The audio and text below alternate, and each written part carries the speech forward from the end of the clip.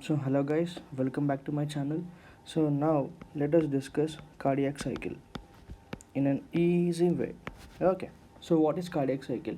The events occurring in one beat is cardiac cycle.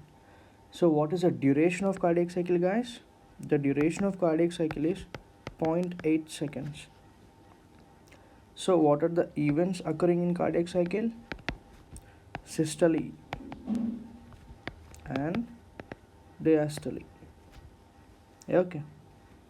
So if we write systole and diastole, we have atria and ventricles, right?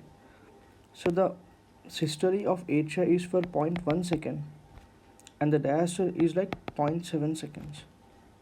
Ventricle systole is 0.3 seconds and ventricle diastole is 0.5 seconds.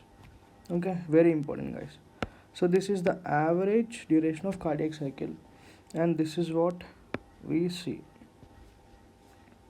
Okay, so what happens first? So atrium contracts, pumping blood into ventricles. The ventricles get filled. So let us first say, I'm not good at drawings, guys, but just these are the atrias and these are the ventricles, right? Here we have, say, this is the right side of heart, this is the left side of heart. Here we have a tricuspid valve, here we have bicuspid valve. So atria squeeze itself and pump blood into the ventricles. Okay, this is what happening. So as we know, here we have something called as AV node, right? AV node is present. So because of this node, there is a slight delay.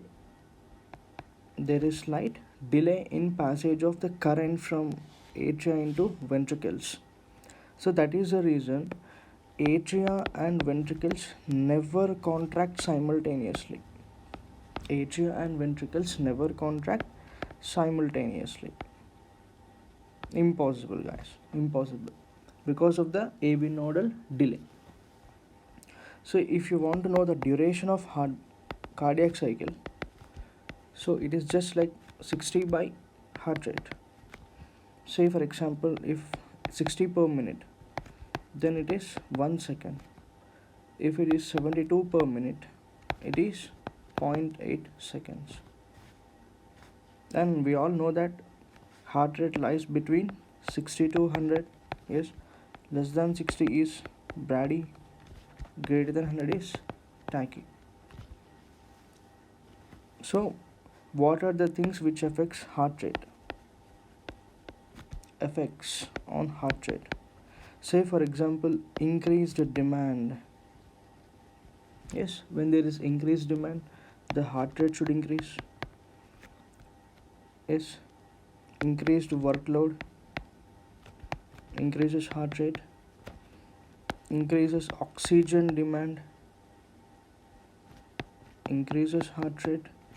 So this increase in oxygen, increase in heart rate forms the basis for treadmill test. Treadmill test, which we do as a screening test for people who are having angina or ischemic heart disease. Yes, treadmill test, very important, guys. It's a screening test.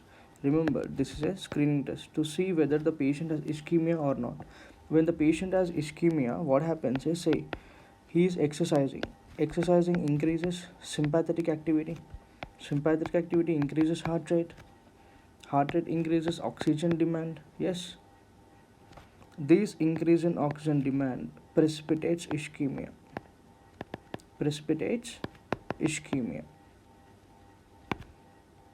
Okay, so what is the first ECG change we observe?